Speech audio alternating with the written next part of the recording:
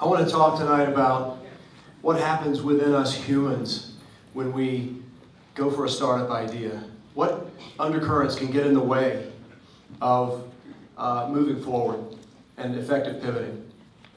And I'm going to talk about pivoting very broadly, from feature level all the way to changing the identity of a company. And the reason for that is when we do a deep dive in a 5 whys analysis of why people fail to pivot when pivoting is called for, or why we over pivot, we find ourselves tangled up in the roots of human judgment. And it's a place where cognitive and emotional biases always play a role. And so at the root, you probably have come across some founder who has become emotionally attached to an idea, a product, a strategy, a few lines of code. And what do we know about belief? What do we know about passion and judgment? We know that when we believe something to be true, our brains change. Brain scan studies have shown that when we believe deeply in something, our brain structure changes. And those changes reinforce the very structures, or the very beliefs that created them. And another brain scan study showed that we seem to be predisposed for belief instead of skepticism. Another brain scan study showed that when we believe statements to be true, that data are processed very quickly and efficiently. When we perceive data to be false, the information is processed a longer, more tortuous route. And fascinatingly seems to be processed in an area of the brain associated with the detection of foul odors.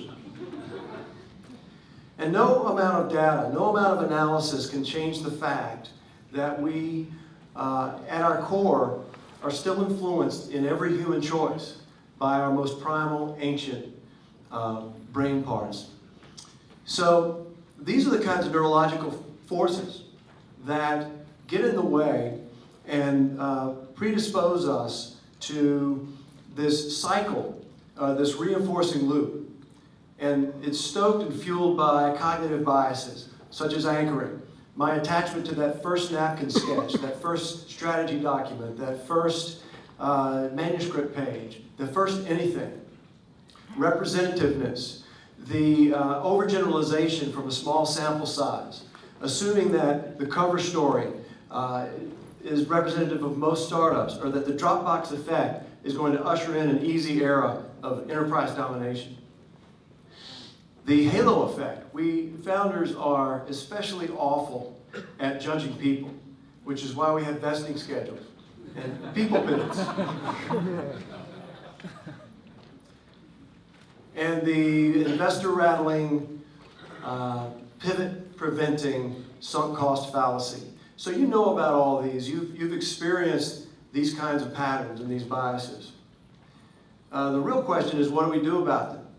If they're so powerful and they're unconscious for the most part, and they're ever present. So rather than presuming to answer that, I want to leave you with a few questions. And I hope we can discuss this further over the next 2 days. We have this wonderful methodology at our disposal. It's built or designed to protect us from our own hubris. So what is the right balance of the science and the art part, the part having to do with judgment? And in terms of you, how well do you surround yourself with people who care more about the truth than about how good you feel? And how well do you listen to them? And how well do you know your biases? What are your filters? What extreme entrepreneurial traits, we call them Icarus qualities, might push you too close to the sun? And finally, it's been said that VCs bury their dead very quietly. And I think the same can be said for founders and their decisions. So at the end of the day, what would a really honest psychological postmortem look like? And why don't we do more of those? And is it really about making the perfect pivot, or is it about perfecting how we learn and how we improve our judgment over time? Thank you.